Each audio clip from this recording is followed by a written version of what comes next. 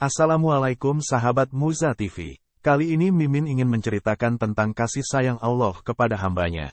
Nabi Ibrahim alaihi salam adalah salah satu dari Nabi Ulul Azmi yang juga digelari dengan Khalilullah, kekasih Allah. Suatu ketika Allah membukakan hijab bagi beliau dan menunjukkan kepadanya berbagai kerajaan langit dan bumi.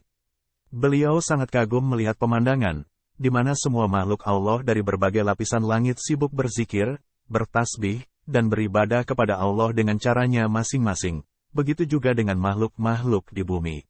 Setelah beberapa waktu lamanya, menikmati pemandangan yang begitu menyejukkan hati, dan mendengarkan simfoni, zikir dari berbagai makhluk yang begitu harmonisnya, tiba-tiba pandangan Nabi Ibrahim jatuh pada seorang manusia yang tengah melakukan kemaksiatan kepada Allah. Hati beliau begitu terusik, dan beliau mengetahui bahwa untuk kemaksiatan yang dilakukannya itu, secara syariat patut diberikan hukuman atau qisas berupa kematian. Karena itu beliau berdoa, "Ya Allah, binasakanlah orang yang berbuat maksiat itu." Sebagai Khalilullah yang doanya makbul, Allah mengabulkan doa Nabi Ibrahim tersebut, dan seketika orang yang berbuat maksiat itu mati.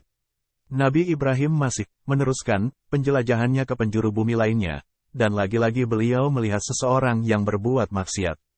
Seperti sebelumnya, beliau mendoakan kebinasaan dan Allah mengabulkan doa beliau tersebut. Hal itu berulang hingga 4 kali, dan akhirnya Allah berfirman, "Hai Ibrahim, berhentilah mendoakan kebinasaan bagi pelaku maksiat. Jika aku selalu membinasakan, mematikan, seorang pelaku maksiat yang engkau lihat, niscaya tidak ada seorang pun yang akan tersisa. Sesungguhnya karena sifat halimku maka tidaklah aku menyegerakan siksa bagi mereka." Salah satu dari dua kemungkinan, mereka akan bertobat atau mereka akan terus-menerus melakukan kemaksiatan itu hingga menghadapku, yakni mati. Dan setelah mereka berada di hadapanku, terserah aku, apakah aku akan mengampuni atau mengazab mereka. Al-Halim adalah salah satu dari Asmaul Husna yang jumlahnya 99 itu, yang dapat diartikan sebagai yang maha tetap dapat menahan amarah. Atau juga berarti, yang dapat mengundurkan atau menunda siksa atas hambanya yang sepantasnya mendapat siksa karena maksiat-maksiat yang dilakukannya. Secara ringkas biasanya diartikan sebagai yang maha penyantun atau yang maha belas kasih. Junjungan kita, Rasulullah juga pernah mengalami hal yang kurang lebih sama, walaupun kondisinya berbeda.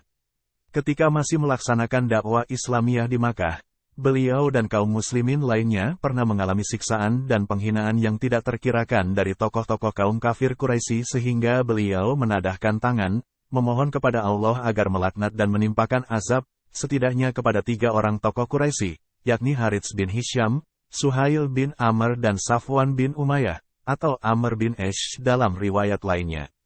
Bukannya mendapat pengabulan, tetapi justru turun wahyu Allah yang menegur Rasulullah karena doa beliau tersebut, yakni Al-Quran Surat Ali Imran ayat 128, tak ada sedikit pun campur tanganmu dalam urusan mereka itu, atau Allah menerima taubat mereka, atau mengazab mereka, karena sesungguhnya mereka itu orang-orang yang dalim.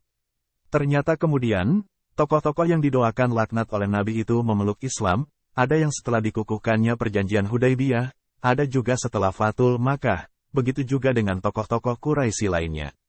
Dan setelah keislamannya itu, mereka benar-benar membaktikan hidupnya untuk dakwah dan jihad di jalan Allah, dan tidak sedikit dari mereka yang memperoleh rezeki kesyahidan. Peristiwa yang kurang lebih sama juga terjadi pada Nabi saat Perang Uhud dan peristiwa Bir Maunah. Karena itu, ada sebagian ulama yang memfatwakan larangan, atau bahkan mengharamkan kita untuk melaknat atau mengkafirkan seseorang yang berbuat dalim kepada kita, sekalipun orang itu benar-benar kafir atau musyrik, tidak memeluk Islam, kecuali jika orang tersebut telah mati dalam kemusyrikannya, seperti halnya Abu Jahal, Abu Lahab, dan lain-lainnya. Bisa jadi Allah akan memberikan hidayahnya dan mereka akan memeluk Islam sebelum maut menjemputnya.